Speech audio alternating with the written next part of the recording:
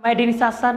आज हम लोग क्लास 11 सीजी बोर्ड का फर्स्ट चैप्टर समुच्चय को देखेंगे। क्लियर? तो चलिए आज जानते हैं हम लोग समुच्चय के बारे में। क्लियर? तो चलिए आज देखते हैं हम लोग समुच्चय के बारे में। तो वास्तव में समुच्चय होती क्या है, क्योंकि आप लोग क्लास 11th में आए हो, डायरेक्ट 10 से आप 11th में आए हो। क्लियर? तो चलिए जान जाते हैं कि वास्तव में समुच्चय होता क्या है, उसके बाद हम लोग एक्सरसाइज में जाएंगे। क्लियर? तो चलिए हम लोग समुच्चय को देखते हैं यहाँ पर। तो आपका समुच्चय देखिए ना, आज का हमारा जो टॉपिक है वो क्या है आपका, समुच्चय।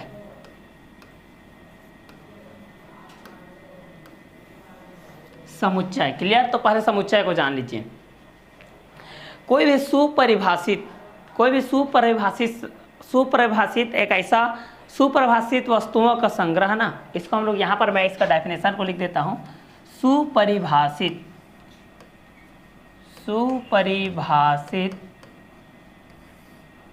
वस्तुओं का संग्रह,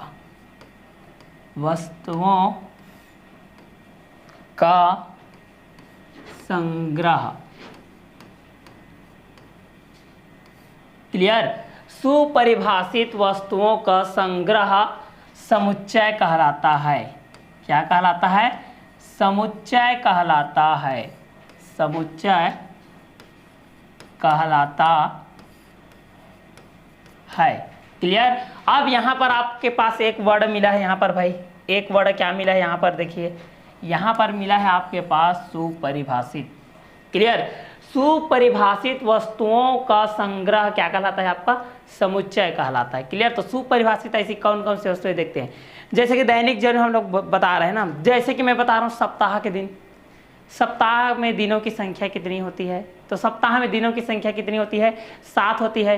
क्या क्या डे आता है आपका, जैसे डे में आपका आता है सोम आता है, उसके बाद क्या आता है, मंगल आता है, उसके बाद क्या आता है, बुध आता है, उसके बाद क्या आता है, गुरु आता है, उसके बाद क्या आता है आपका, शुक्र आता है, उसके बाद क्या आता है आपका, शनि आता है, उसके बाद आता है आपका रवि।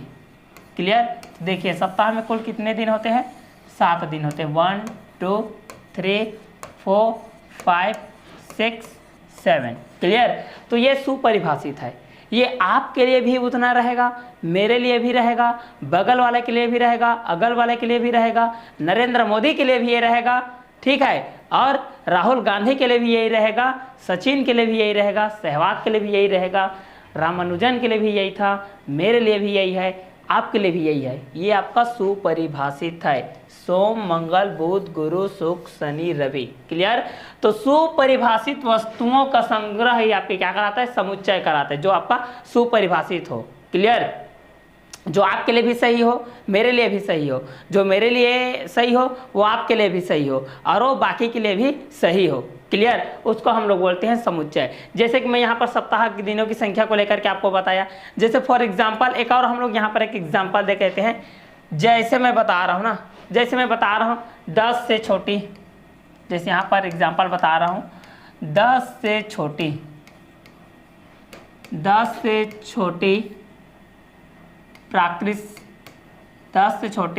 प्राकृत संख्याओं को लिखिए। 10 से छोटी प्राकृत संख्याओं को लिखिए। अब क्या करोगे, यहाँ पर लिखोगे भाई 1 2 3 4 5 6 7 8 9, इस तरीके से लिखोगे। क्लियर? अगर मैं इसको आपको भी पूछूंगा, अगर मैं इसको पूछता हूँ भाई राहुल को, किसको पूछता हूँ, राहुल को, कि 10 से छोटी प्राकृत संख्याओं को लिखिए, तो राहुल भी बोलेगा भाई, क्या बोलेगा, 1 2 3 4 5 6 7 8 9। अगर मैं यहाँ पर पूछ रहा हूँ रंभा से, तो रंभा भी बोलेगी भाई 1 2 3 4 5 6 7 8 9। क्लियर? अगर मैं इसको पूछ रहा हूँ राम से भी कि 10 से छोटी प्राकृत संख्याओं को लिखिए, तो राम भी बोल रहा है भाई 1 2 3 4 5 6 7 8 9। अगर मैं पूछ रहा हूँ इसको सीता से, ठीक है, तो सीता भी बोल रही है 1 2 3 4 5 6 7 8 9। क्लियर? अगर मैं पूछ रहा हूँ कृष्णा से, तो कृष्णा भी बोल रहा है भाई इसको 1 2 3 4 5 6 7 8 9। क्लियर। तो यहाँ पर आप गौर कीजिए, यहाँ पर 10 से छोटी जो प्राकृतिक संख्याओं का जो समूह है वो आपका सुपरिभाषित है। वो मेरे लिए भी सही है, आपके लिए भी सही है, बाकी लोगों के लिए भी सही है। तो ऐसी संग्रह को हम लोग बोलते हैं समुच्चय। क्लियर। तो 10 से छोटी प्राकृतिक संख्याओं को जो है यहाँ पर 1 2 3 4 5 6 7 8 9 ये आपका संग्रह है, मतलब ये क्या है आपका समुच्चय है। क्लियर। ये क्या है आपका समुच्चय है। क्लियर। अगर आप किसी दूसरे से भी पूछेंगे, जैसे यहाँ पर आप पूछ देते हैं कि 5 से विभाजित होने वाली संख्या लिखिए, 5 से विभाजित होने वाली संख्या लिखिए। क्लियर। 5 से विभाजित होने वाली संख्या लिखिए, तो आप क्या लिखोगे 5 10 15 20 25 30 35 40 45 50 dash dash dash dash dash, इस तरीके से आप लिखोगे ना। क्लियर। ये 5 से विभाजित होने वाली संख्या है। इसको मैं राम भी बोलेगा, श्याम भी बोलेगा, राधा भी बोलेगी, कृष्ण भी बोलेगा, मैं भी बोलूंगा, नरेंद्र मोदी भी बोलेगा इसको। क्लियर। तो ये 5 से विभाजित होने वाली संख्या है ये। क्लियर। तो ये भी आपका क्या है समुच्चय है। ये भी आपका क्या है सुपरिभाषित है। तो सुपरिभाषित वस्तुओं का संग्रह आपका क्या कहलाता है समुच्चय कहलाता है। क्या कहलाता है समुच्चय कहलाता है। क्या कहलाता है समुच्चय कहलाता है। क्लियर। तो आपको परिभाषा में पूछा जाएगा कि समुच्चय होती क्या है, तो आप लोग बोलोगे कि सुपरिभाषित वस्तुओं का संग्रह, जिसको हम लोग क्या बोलते हैं समुच्चय बोलते हैं। वो आपके लिए भी सही होगा, मेरे लिए भी सही होगा, आमने वाले के लिए भी सही होगा, सामने वाले के लिए भी, अगल वाले के लिए, बगल वाले के लिए भी होगा। क्लियर। वो मुंबई में भी वही बोलेगा, आप छत्तीसगढ़ में भी वही बोलोगे। क्लियर। उड़ीसा वाला भी वही बोलेगा, मैं भी वही बोलूंगा, क्योंकि वह सुपरिभाषित है। वो आपके लिए भी है, मेरे लिए भी है। क्लियर। तो इतने में आप लोगों को आई थिंक समझ में आ गया होगा कि वास्तव में समुच्चय होती क्या है, समुच्चय होता क्या है। क्लियर। अब यहाँ पर एक और एग्जांपल देख लेते हैं। जैसे कि आप लोग बोलते हैं कि ये तो भाई समुच्चय है, तो समुच्चय किसको नहीं बोलेंगे। क्लियर। समुच्चय ये तो है, लेकिन ऐसी और कौन सी संख्याएं हैं या कौन सी ऐसी वस्तुओं का संग्रह है जिसको हम समुच्चय नहीं बोल सकते। अब मैं बोल रहा हूं भाई कि 5 खिलाड़ी, आपके 5 फेवरेट खिलाड़ियों के नाम बताइए। 5 फेवरेट खिलाड़ियों के नाम बताइए। 5 प्रमुख आपके जो चुनिंदा पसंदीदा, चुनिंदा आपका फेवरेट है भाई, उसको बताना है। तो 5 प्रमुख क्रिकेट खिलाड़ियों के नाम बताइए। 5 प्रमुख क्रिकेट खिलाड़ियों के नाम बताइए। गौर कीजिएगा ना, गौर फरमाइएगा अच्छे से क्वेश्चन को। वीडियो बहुत ही इंटरेस्टिंग होने वाला है, वीडियो के अंत तक बने रहिए, बहुत ही मजा आएगा 11th क्लास। क्लियर। तो 5 प्रमुख क्रिकेट खिलाड़ियों के नाम बताना है। 5 प्रमुख क्रिकेट खिलाड़ियों का आपको नाम बताना है। क्लियर। नाम बताना है। अब यहां पर पूछ रहे हैं भाई राम से, सीता से। क्लियर। राम बता रहा है भाई मेरा फेवरेट 5 खिलाड़ी है। राम क्या बोल रहा है, मेरा है भाई सचिन। दूसरा बोल रहा है मेरा है सहवाग। उसके बाद बोल रहा है धोनी। उसके बाद बोल रहा है युवराज। उसके बाद बोल रहा है यहां पर विराट कोहली। क्लियर। ये केवल राम के लिए है। अब मैं सीता को पूछ रही हूं, वो बोल रही है, क्या बोल रही है, मेरा रविंद्र जडेजा है, रविंद्र जडेजा। क्लियर। रोहित शर्मा, रोहित शर्मा। उसके बाद ऋषभ पंत, मोहम्मद कैफ। उसके बाद ठीक है, इस तरीके से देखिए। तो मैं राम से पूछा कि आपके 5 प्रमुख खिलाड़ियों के नाम बताइए, आपके फेवरेट 5 खिलाड़ी कौन है। तो राम बोल रहा है मेरा सचिन है, मेरा सहवाग है, मेरा धोनी है, मेरा युवराज है, मेरा विराट कोहली है। क्लियर। देखिए इसके लिए तो ये है, लेकिन यही बात मैं सीता से पूछा तो उसके लिए क्या है, उसके लिए अलग है भाई, उसके लिए वो सही नहीं है। उसके लिए उसको क्या लगता है, रविंद्र जडेजा, रोहित शर्मा, ऋषभ पंत, मोहम्मद कैफ, यूसुफ पठान। क्लियर। ये सब लग रहा है। ठीक है। तो इसके लिए अलग है। देखिए, तो देखिए कई ऐसी संख्या हो सकती है या कई ऐसी वस्तु होती है जिसका संग्रह आपका सुपरिभाषित नहीं होती है आपका। क्लियर। आपको मैं ये भी पूछ दूंगा कि आपका फेवरेट 11 खिलाड़ी कौन है, या आपको एक टीम बनाने के लिए बोलूंगा तो आपके टीम में जरूर कोई दूसरा टीम, कोई दूसरा नाम होगा, मेरे टीम में कोई दूसरा नाम होगा, मेरा फेवरेट कोई और है, आपका फेवरेट कोई और है, दूसरे का फेवरेट कोई और है। तो इस तरीके से देखिए, इस तरीके से जो वस्तुओं का संग्रह ये आपका सुपरिभाषित नहीं है। राम के लिए अलग है, सीता के लिए अलग है। क्लियर। जैसे मैं आपको पूछ रहा हूं कि आपके 5 प्रमुख जो आप सुबह के टाइम में ब्रेकफास्ट करते हो, नाश्ता करते हो, उसमें क्या क्या है, तो आप बोलोगे कि मेरे लिए तो ये बिस्किट है भाई, बिस्किट, चाय, ब्रेड, पकौड़ा जो भी है, वही दूसरे के लिए वो नहीं रहेगा। क्लियर? तो जो आपके लिए रहे और सामने वाले के लिए भी वही रहे और अगल वाले के लिए भी वही रहे, सामने वाले के लिए भी रहे, तो वो क्या है? आपका समुच्चय है। अगर सभी आपका समान नहीं है, सामने वाले के लिए, आमने वाले के लिए, बगल वाले के लिए, अगल वाले के लिए, तब वो आपका समुच्चय नहीं है। जैसे कि यहाँ पर आप देख सकते हैं भाई, राम भाई साहब को देख सकते हैं और सीता बहन साहब को देख सकते हैं। क्लियर? राम के लिए तो सचिन, सहवाग, धोनी, युवराज, विराट कोहली है, लेकिन सीता के लिए क्या है? आपका रविंद्र जडेजा, रोहित शर्मा, ऋषभ पंत, मोहम्मद कैफ है। क्लियर? तो इस तरीके से आप लोगों को यह समझ में आ गया होगा कि भाई समुच्चय होती क्या है। क्लियर? तो ऐसी वस्तुओं का ठीक है, तो सुपरिभाषित वस्तुओं का संग्रह, डायरेक्ट बोल सकते हैं, ये वस्तुओं का जो संग्रह हो वह क्या हो? आपका सुपरिभाषित हो। वो आपके लिए भी सही हो, मेरे लिए भी सही हो, मेरा भी आंसर आपके आंसर से मैच होना चाहिए। क्लियर? जैसे कि हम लोग बोल रहे हैं 2 की गुणज लिखिए, 2 के गुणज लिखिए, जैसे कि 2, 4, 6, 8, 10, 12, 14, 16, 18, 20। उसी तरीके से आप लोग भी कर सकते हो। क्लियर? मैं बोलूंगा तो फिर भी 2, 4, 6, 8 है, आपको भी बोलूंगा तो आपके लिए भी वो 2, 4, 6, 8 है, बगल वाले के लिए बोलेंगे तो वो भी बोलेगा 2, 4, 6, 8, 10 है। क्लियर? तो ये क्या है? आपका समुच्चय है। तो चलिए, समुच्चय आप लोगों को तो समझ में आ ही गया होगा। तो चलिए हम लोग चलते हैं आज एक्सरसाइज की तरफ। क्लियर? किसके तरफ चलेंगे? एक्सरसाइज की तरफ। तो चलिए चलते हैं भाई हम लोग एक्सरसाइज की तरफ। क्लियर? तो एक्सरसाइज की तरफ हम लोग चलते हैं। हम लोग यहाँ पर क्या देख रहे थे? समुच्चय को। तो समुच्चय में हम लोग यहाँ पर आज एक्सरसाइज के बारे में जानेंगे हम लोग। तो चलिए, हमारा फर्स्ट एक्सरसाइज है 1.1। क्लियर? उद्घाटन मैच है।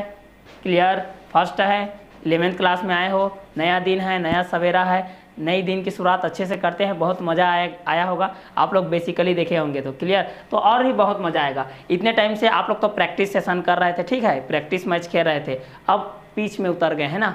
अब बॉल कैसे आएगा, आपको किस तरीके से बॉल को हैंडल करना है, आपको किस तरीके से चौका लगाना है, किस तरीके से छक्का लगाना है, किस तरीके से आपको रन को रोटेट करना है, किस तरीके से आपको स्ट्राइक को रोटेट करना है, कैसा गेंद आएगा आपके पास, बाउंसर आएगा कि क्या आएगा, तो ये क्वेश्चन के बेस पे हम लोग देखेंगे। तो पहला जो भी रहेगा, क्लियर, वो एकदम सिंपल रहेगा। तो समुच्चय को तो जान ही गए, फिर से परिभाषित कर दे रहा हूँ। सुपरिभाषित वस्तुओं का संग्रह क्या कहलाता है? समुच्चय कहलाता है। क्लियर? और अभी तक आप लोगों ने हमारे सीजी शिक्षा ऐप को डाउनलोड नहीं किए हैं तो डिस्क्रिप्शन में जाइए, डाउनलोड कीजिए, बेल आइकन को प्रेस कीजिए, ताकि इस तरीके के वीडियो आपको नोटिफिकेशन के जरिए में पता चलते रहे, ताकि आपको पता चले कि सीजी शिक्षा ऐप का आपका जो वीडियो है वो अपलोड हो गया है। क्लियर? तो चलिए, हमारा जो फर्स्ट एक्सरसाइज है 1.1, इसको हम लोग देखते हैं। क्वेश्चन कर रहा है भाई, क्वेश्चन मैं नहीं कर रहा हूँ, क्वेश्चन कर रहा है छत्तीसगढ़ माध्यमिक शिक्षा मंडल, एनसीईआरटी पूछ रहा है भाई, एनसीईआरटी पूछ रहा है, निम्नलिखित में कौन से समुच्चय है, अपने उत्तर को प्रमाणित कीजिए। प्रूफ, बिना प्रूफ के, देखिए बिना प्रूफ के आपका तो मैथ से चलता नहीं है, प्रूफ करना ही पड़ता है।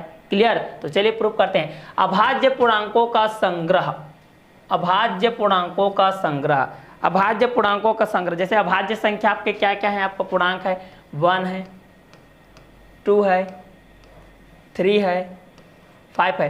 1 को तो हटा ही देते हैं भाई, 1 को हटा ही देते हैं ना, तो यहाँ पर हमारे पास क्या बचा? 2 बचा, 3 बचा, 5 बचा, और क्या बच गए यहाँ पर? आपका 7 बचा। क्लियर? ऐसी संख्या जिसके 1 से अधिक, 2 से अधिक गुणनखंड ना हो, ऐसा संख्या जिसके 2 से अधिक गुणनखंड नहीं होते हैं, उसको हम लोग बोलते हैं अभाज्य।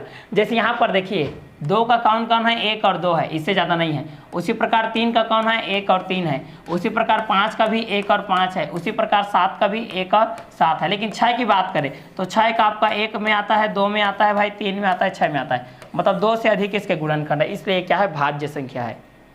क्लियर? तो अभाज्य संख्या किसको बोलते हैं? जिसका 2 से अधिक गुणनखंड ना हो। तो 1 को तो मानते ही नहीं है हम लोग, तो यहाँ से आपकी शुरुआत हो गई 2 से। तो यहाँ पर देखिए 2, 3, 5, 7 इस तरीके से है आपका 2, 3, 5, 7। अगर ज़्यादा आगे बढ़ेंगे तो यहाँ पर आपका 11 आ जाएगा। क्लियर? 13 आ जाएगा। क्लियर? इस तरीके से। तो अभाज्य पूर्णांकों का संग्रह देखिए, ये आपके लिए भी सही है, मैं दूसरे को क्वेश्चन भी करूंगा भी अभाज्य पूर्णांकों का संग्रह बताइए, वो भी बताएगा भाई। क्या बताएगा? 2, 3, 5, 7, 11, 13। क्लियर। अगर मैं इस क्वेश्चन को अगर मैं उड़ीसा में पूछता हूं तो यही आंसर आपका आएगा। इसी क्वेश्चन को अगर मैं महाराष्ट्र में पूछता हूं तो यही आंसर आएगा। इसी क्वेश्चन को अगर मैं दिल्ली में पूछता हूं तो फिर भी यही आएगा आपका। क्लियर, क्योंकि इसका जो अभाज्य पूर्णांकों का जो संग्रह है वह क्या है आपका, सुपरिभाषित है। वो आपके लिए भी यही है, मेरे लिए भी यही है, बगल वाले के लिए भी यही है, अगल वाले के लिए भी यही है, नरेंद्र मोदी के लिए भी यही है। क्लियर, और रामानुजन जो भाई साहब थे उनके लिए भी यही था। क्लियर। तो अभाज्य पूर्णांकों का संग्रह क्या है, तो अभाज्य पूर्णांकों का संग्रह आपका क्या है, समुच्चय है। तो यहाँ पर आंसर में लिखोगे आप लोग, उत्तर में आप लोग क्या लिखोगे, अभाज्य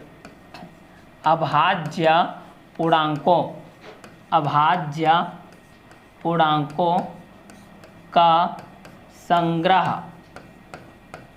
संग्रह 2, 3, 5, 7, 11, 13 और माइनस में आएगा पूर्णांक संख्या जिसमें प्लस हो, माइनस हो और जीरो हो, उसी को हम लोग पूर्णांक संख्या बोलते हैं। मतलब इसे आपको -2, -3, क्लियर, इस तरीके से रहेगा -7, इस तरीके से रहेगा जिसमें प्लस भी हो, माइनस भी हो, जीरो भी हो। तो ये आपका भाज्य पूर्णांकों का संग्रह क्या है, आपका समुच्चय है। क्लियर, आपके लिए भी है, मेरे लिए भी है। तो ये था हमारा फर्स्ट क्वेश्चन। चलिए, ये फर्स्ट क्वेश्चन तो सिंपल क्वेश्चन था, नॉर्मली बॉल आया था भाई, नॉर्मली बॉल आया था, हम लोग तो चक्के उड़ा दिए इसका। क्लियर, चलिए नेक्स्ट देखते हैं। नेक्स्ट अगेन हमारा नेक्स्ट क्वेश्चन किस तरीके से हम पर आक्रमण कर रहा है, बाउंसर आ रहा है कि क्या आ रहा है। क्लियर, तो देखते हैं नेक्स्ट क्वेश्चन। गणित में कठिन अध्यायों का संग्रह भाई, गणित में कठिन अध्यायों का संग्रह। तो गणित में देखिए कुछ ऐसी चीज होती हैं जिसमें कठिन अध्याय भी होते हैं। क्लियर, अब जरूरी नहीं है कि भाई वो आपके लिए कठिन हो, दूसरे वाले के लिए भी वो कठिन हो, सामने वाले के लिए वो इजी हो तो आपके लिए भी इजी हो, बगल वाले के लिए कठिन हो तो अगल वाले के लिए भी कठिन हो, ऐसा तो हो नहीं सकता ना यहाँ पर। तो यहाँ पर गणित में जो कठिन अध्यायों का संग्रह है ये आपका सुपरिभाषित नहीं है। क्लियर, तो इसको उत्तर में आप लोग क्या लिखोगे, यहाँ पर उत्तर में आप इसको इस तरीके से लिखोगे कि गणित में कठिन अध्यायों का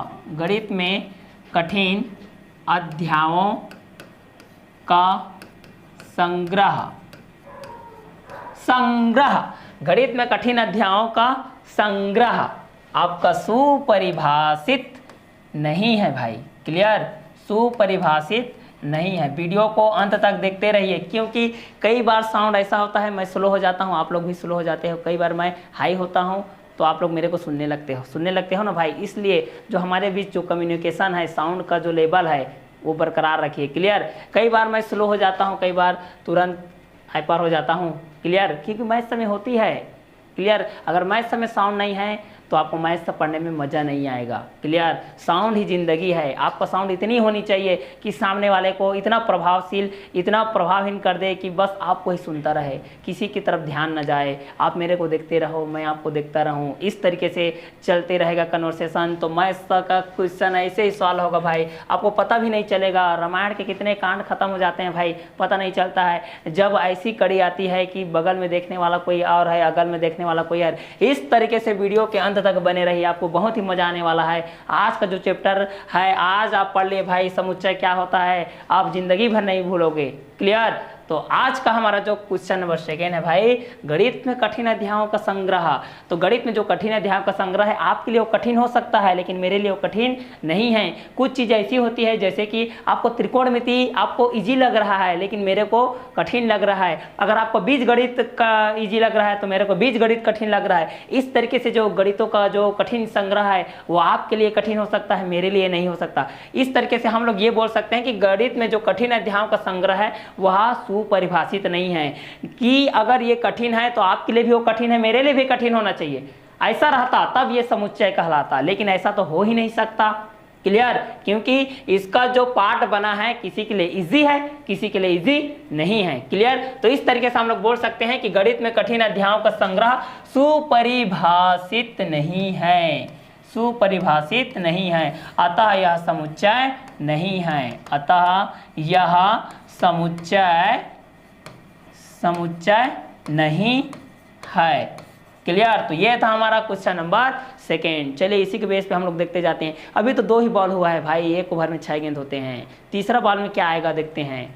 चलो तीसरा बॉल मीन्स थर्ड क्वेश्चन, विश्व के सर्वश्रेष्ठ 11 बल्लेबाजों का संग्रह। देखिए अभी क्रिकेट की बात कर रहा था, क्वेश्चन भी क्रिकेट का नहीं लगा। जैसा सोचोगे वैसा पाओगे, जैसा अन्न वैसा मन, जैसा जल वैसा वाणी। जैसा आप पानी पीते हो भाई वैसे ही आपकी वाणी हो जाती है। नरम पानी पियोगे तो नरम रहेगा, गर्म पानी पियोगे तो गर्म रहेगा। जैसा अन्न वैसा मन, ठीक है, जैसा अन्न जैसे खाओगे। देखिए वो शेर को देखो है ना, शेर क्या करता है, शिकार करता है। शेर क्या करता है, शिकार करता है। एकदम सिंह बोलते हैं ना, क्योंकि शिकार करता है तो मांस खाता है वो, तो उसमें जो मांस खाते हैं, जितने भी मांसाहारी होते हैं एकदम फुर्तीले रहते हैं, एकदम चित्तौड़े रहते हैं, जान रहे, तो उसका मन भी उतना ही फुर्तीला, उतना ही चित्तौड़े टाइप के रहता है। क्लियर। अगर आप शुद्ध सात्विक भोजन करते हैं, पनीर खाते हैं भाई, शुद्ध लाल भाजी खाते हैं, पौष्टिक आहार खाते हैं, तो आपका मन इतना शांत रहता है। क्लियर। तो जैसा अन्न वैसा मन बोलते हैं, जैसा जल वैसा वाणी। उसी प्रकार से हमारा जो क्वेश्चन है, थर्ड क्वेश्चन क्या बोल रहा है, विश्व के सर्वश्रेष्ठ 11 बल्लेबाजों का संग्रह। विश्व के सर्वश्रेष्ठ 11 बल्लेबाजों का संग्रह। तो यहाँ पर विश्व आ गया भाई। अब इसमें आपका ऑस्ट्रेलिया का रिकी पॉन्टिंग आ गया। क्लियर। शेन वाटसन आ गया। बांग्लादेश का आपका साकिब उल हसन आ गया। वेस्ट इंडीज का आपका ब्रायन लारा आ गया। क्लियर। वेस्ट इंडीज का आपका किरण पोलार्ड आ गया। क्लियर। ड्वेन ब्रावो आ गया। विराट कोहली आ गया। रोहित शर्मा आ गया। रविंद्र जडेजा आ गया। महेंद्र सिंह धोनी आ गया। क्लियर। श्रीलंका का आपका कुमार संगकारा आ गया ना। तो ये क्या है, विश्व के सर्वश्रेष्ठ 11। इंग्लैंड की बात करें भाई, इंग्लैंड जानते हो भारत पहले से गुलाम रह चुका है, बट अब गुलाम नहीं रहा भाई। इंग्लैंड अब भारत के कदमों पे है। क्लियर। क्रिकेट की दृष्टि में भी कल के मैच में T20 मैच में हराया है उसको बुरी तरीके से। क्लियर। तो चलिए, विश्व के सर्वश्रेष्ठ 11 बल्लेबाजों का संग्रह। तो इसमें देखिए जो विश्व के सर्वश्रेष्ठ 11 बल्लेबाजों का संग्रह है, अगर आपको मैं पूछ देता हूं तो आपका लिस्ट इस तरीके से रहेगा। आप ये तरीके से है, जैसे कि ए वाले को मैं पूछा, बी वाले को पूछा, सी वाले को पूछा, 3 लोगों को मैं पूछ रहा हूं कि विश्व के सर्वश्रेष्ठ 11 बल्लेबाजों का आप संग्रह बनाइए। तो ए वाले क्या बना रहा है, ए वाले बना रहा है भाई युवराज, धोनी, सहवाग और मोहम्मद कैफ, और बना रहा है इरफान पठान, यूसुफ पठान। इस तरीके से उसने बना लिया। अब बी वाले को पूछ रहा हूं, बी वाला बना रहा है भाई, बी वाला बना रहा है बेयरस्टो। क्लियर। उसके बाद बना रहा है किरण पोलार्ड, उसके बाद बना रहा है ड्वेन ब्रावो, उसके बाद बना रहा है क्रिस गेल, उसके बाद बना रहा है रोहित शर्मा। इस तरीके से बी वाला बनाया। सी वाले को पूछ रहा हूं, सी वाला बना रहा है भाई, ठीक है, बाबर आजम, साकिब उल हसन। क्लियर। इसके बाद बना रहा है आपका, इसके बाद है आपका किरण पोलार्ड हो गया, अब रामादीन। इस तरीके से उसने डेस करके अपना संग्रह बना लिया। अब देखिए ए वाले के लिए क्या संग्रह है, युवराज, धोनी, इस तरीके से उसके लिए अलग संग्रह है ना भाई। बी वाले के लिए भी अलग संग्रह है, सी वाले के लिए भी अलग है। मतलब ये क्या है, आपका जो विश्व के सर्वश्रेष्ठ 11 बल्लेबाजों का जो संग्रह है वो आपका सुपरिभाषित नहीं है। आपके लिए अलग है, मेरे लिए अलग है, युवराज के लिए अलग है, धोनी के लिए अलग है, अगल वाले के लिए अलग है, बगल वाले के लिए अलग है, सामने वाले के लिए अलग है, पीछे वाले के लिए अलग है। क्लियर। तो ये आपका जो विश्व के सर्वश्रेष्ठ 11 बल्लेबाजों का जो संग्रह है ये आपका सुपरिभाषित नहीं है भाई। क्लियर। मेरे लिए अलग है, आपके लिए भी अलग है, सामने वाले के लिए अलग है, अगल वाले के लिए अलग है, बगल वाले के लिए अलग है। क्लियर। तो ये आपका सुपरिभाषित नहीं है। क्लियर। तो जो सुपरिभाषित होता है वही आपका क्या है, समुच्चय है। आपके लिए भी वही हो, मेरे लिए भी वही हो। क्लियर। तो इस तरीके से हम लोग बोल सकते हैं कि विश्व के सर्वश्रेष्ठ 11 बल्लेबाजों का संग्रह आपका समुच्चय नहीं है। समुच्चय नहीं है। क्या नहीं है, समुच्चय नहीं है। क्लियर।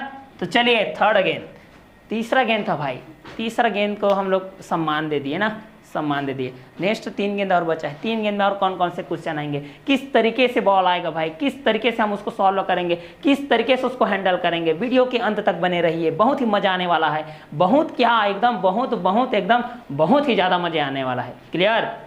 10 तक आप क्या पढ़े कोई फर्क नहीं पड़ता, 11th आपको डिसाइड करता है भाई कि आपका मैथ्स कितनी स्ट्रांग है, मैथ्स में आपको कितनी ललक है, कितनी उत्सुक है आप पढ़ने के लिए, किसी चीज़ को देखने के लिए कितनी उत्सुक रहते हैं आप, किसी चीज़ को करने के लिए कितने उत्सुक रहते हैं। उसी तरीके से मैथ्स को देख करके आपके मनोवैज्ञानिक जो मनोचिंतन है, आपका जो दिमाग है वो किस तरीके से एक्टिव है, किस तरीके से क्रियाशील है, ठीक है, उसको हम लोग देखते हैं। तो ये था हमारा 3rd नंबर का क्वेश्चन। नेक्स्ट देखते हैं हमारा 4th नंबर का क्वेश्चन। 4th नंबर का क्वेश्चन भाई साहब देखिए, आपकी कक्षा के सभी बालकों का संग्रह, आपकी कक्षा की। क्लियर। तो एक ही कक्षा है ना, एक ही कक्षा है आपका, एक ही कक्षा है, उसमें आपकी कक्षा के सभी बालकों का संग्रह, आपकी कक्षा के सभी एक कक्षा है जिसमें बालकों का संग्रह, एक कक्षा बोला है ना भाई, इसमें दूसरे की तरफ मत जाइए, क्लियर, दिल्ली वाला कक्षा नहीं है, ये केवल एक ही कक्षा है। तो एक कक्षा के सभी बालकों का संग्रह इस तरीके से रहेगा, बालकों का संग्रह रहेगा आपका, एक ही कक्षा है। तो अगर इस कक्षा में मान लेते हैं कि राम है, सीता है, गीता है, राधा है, मोहन है, श्याम है, मीरा है, पूरा द्वापर युग आ गया क्या यार, द्वापर त्रेता युग आ गया है ना, राम कृष्ण, ठीक है, सगुण भक्ति काव्यधारा, निर्गुण भक्ति काव्यधारा आ गया, क्लियर, हिंदी साहित्य में आप लोग पढ़ते हुए, क्लियर। तो मैथमेटिक्स में भी आ गया, देखिए आपका हिंदी साहित्य, मीरा को जानते ही होंगे, क्लियर, मीरा का दोहा भी आप लोग पढ़े होंगे। यहाँ पर तो देखिए आपकी कक्षा के सभी बालकों का संग्रह ना, अब एक कक्षा है जिसमें कक्षा के सभी बालकों का संग्रह है ना, तो इसमें जितने भी बालक हैं, जितने भी बॉयज हैं, क्लियर, इसी कक्षा की बात कर रहा हूं मैं, इसमें राम के लिए भी वही बालक रहेंगे भाई, जितने हैं उतने ही रहेंगे उनका संग्रह, सीता के लिए भी उतना ही रहेगा, गीता के लिए भी उतना ही रहेगा, राधा के लिए भी उतना रहेगा, मोहन के लिए भी उतना रहेगा, श्याम के लिए भी उतना रहेगा, और यहां पर आपका मीरा के लिए भी उतना रहेगा, क्योंकि एक कक्षा ना, आपकी कक्षा बोल रहा है, तो आपकी कक्षा के सभी बालकों का, जैसे कि आप जिस कक्षा में पढ़ रहे हो वहां पर आपका टोटल नंबर ऑफ स्टूडेंट जितने हैं अभी की डेट में, अब ये नहीं कि भाई अभी एडमिशन आ रहा है तो बढ़ जाएंगे, ऐसा नहीं, जब पूरा फुल फिल हो जाए तो आपके लिए जितना कक्षा में बालकों की संख्या रहेगा, बगल वाले के लिए भी वही रहेगा, आपके जितने भी मित्र, सखी, यार, दोस्त, सहेली है, सबके लिए भी वही रहेगा, क्लियर। तो चलिए, तो यहां पर आपका जो 4th नंबर क्वेश्चन है, आपकी कक्षा के सभी बालकों का संग्रह, तो ये आपका संग्रह क्या है, आपका सुपरिभाषित है, क्या है आपका, सुपरिभाषित है, मतलब इसको हम लोग बोल सकते हैं कि आपका क्या है, समुच्चय है, क्या है, समुच्चय है। 4th नंबर का भी आपका क्वेश्चन बॉल चला गया बाउंड्री लाइन से बाहर, क्लियर, ये भी बाउंड्री लाइन से बाहर चला गया, ये था हमारा 4th नंबर का क्वेश्चन। चलिए इसी के बेस पे देखते हैं, अभी ओवर फिनिश नहीं हुआ है भाई, वीडियो के अंत तक बने रहिए, जितना भी मजा, पहला गेंद को देख लिए, पहला प्रॉब्लम देख लिए, सेकंड देख लिए, थर्ड देख लिए, फोर्थ, 2 गेंद अभी भी बचा है, एक ओवर में 6 गेंद होते हैं, 2 क्वेश्चन किस तरीके से आएगा, वीडियो के अंत तक बने रहिए, बहुत ही मजा आएगा, क्लियर। तो चलिए 5th गेंद देख रहे हैं भाई, 100 से कम सभी प्राकृत संख्याओं का संग्रह, प्राकृत संख्या, प्राकृत संख्या, प्राकृत संख्या, प्राकृत संख्या, ये सर प्राकृत संख्या क्या है, बार बार आ रहा है भाई, ये बार बार गेंद में आ रहा है भाई, वही गेंद, वही बाउंसर, वही, क्लियर।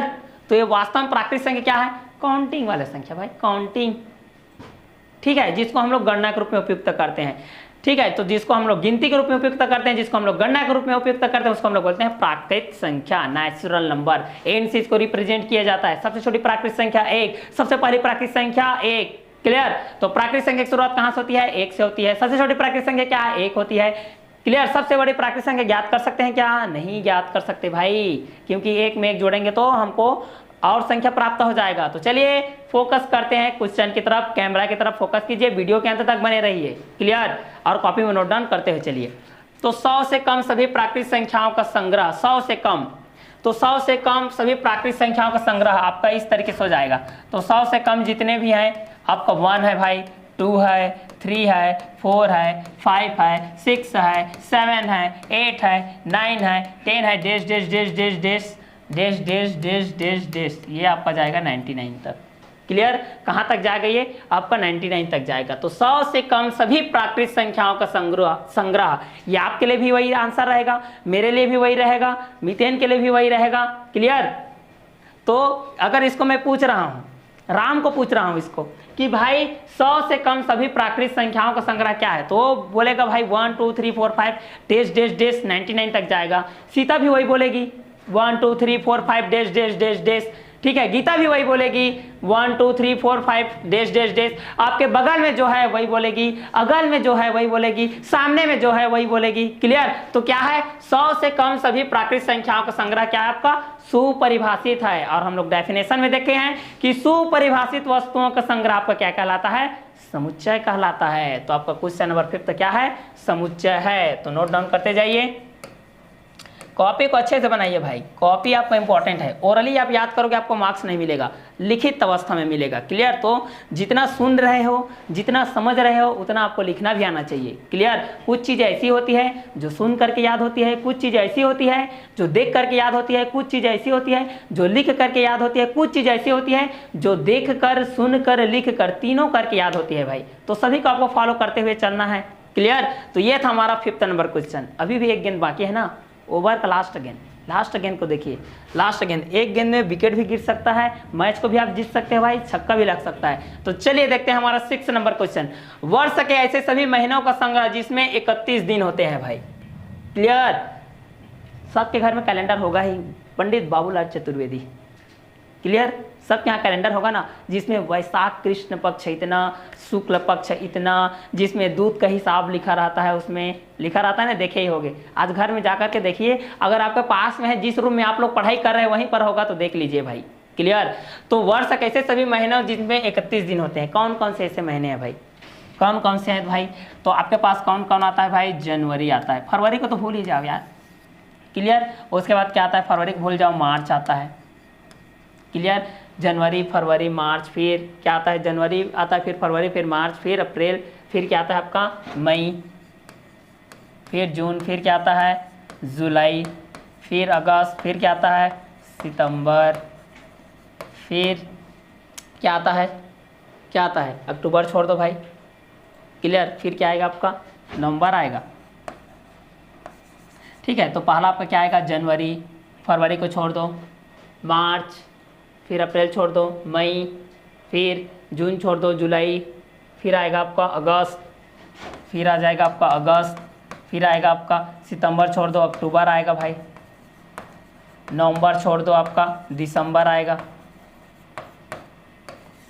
क्लियर?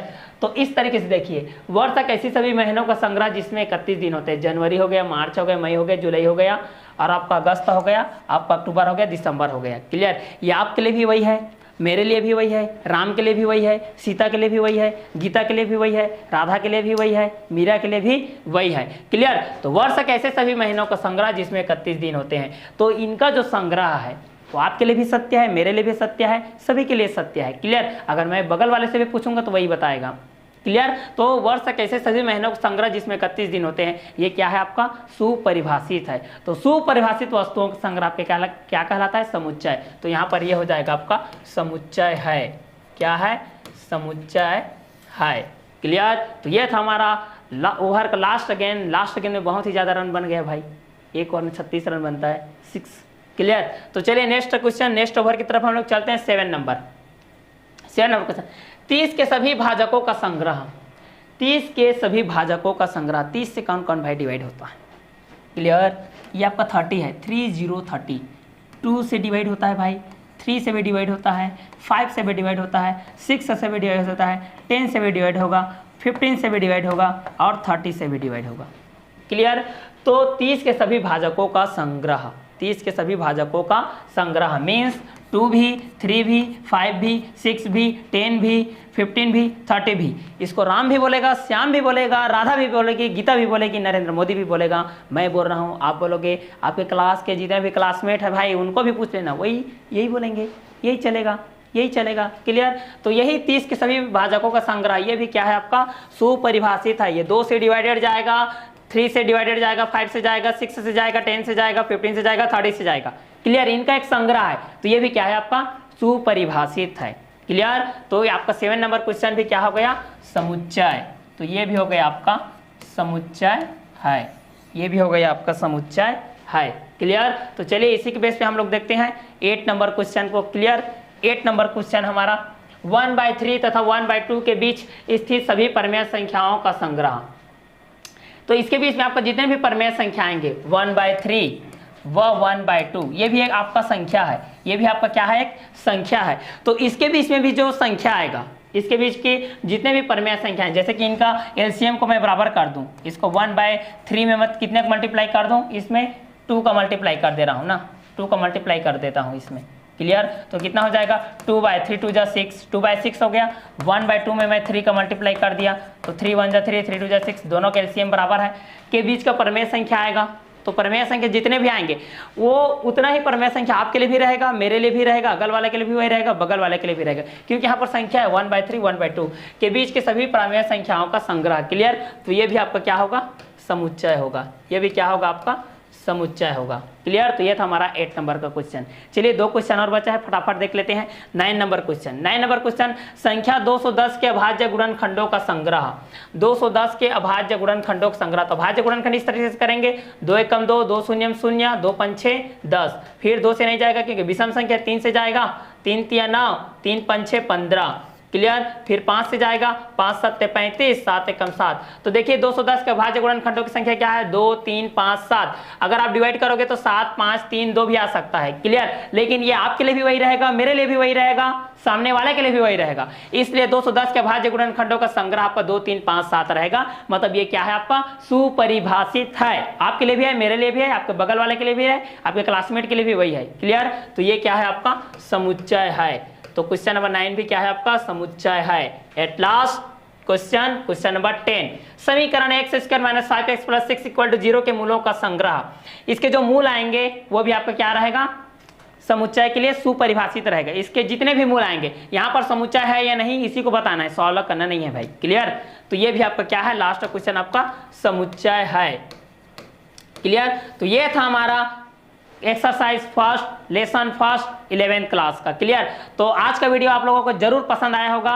तो अभी तक आप लोगों ने हमारे वीडियो को लाइक नहीं किया है तो लाइक जरूर कीजिए, और अभी तक हमारे चैनल को सब्सक्राइब नहीं किया तो चैनल को सब्सक्राइब कीजिए, बेल आइकन को प्रेस कीजिए। क्लियर? तो चलिए आज का क्लास हम लोग यही वर्क करते हैं। नेक्स्ट वीडियो लेक्चर के साथ हम लोग एक्सरसाइज 2 के साथ इसके बाकी और क्वेश्चन है उसको लेकर के मिलते हैं। क्लियर? तब तक के लिए अलविदा। Okay bye, have a nice day.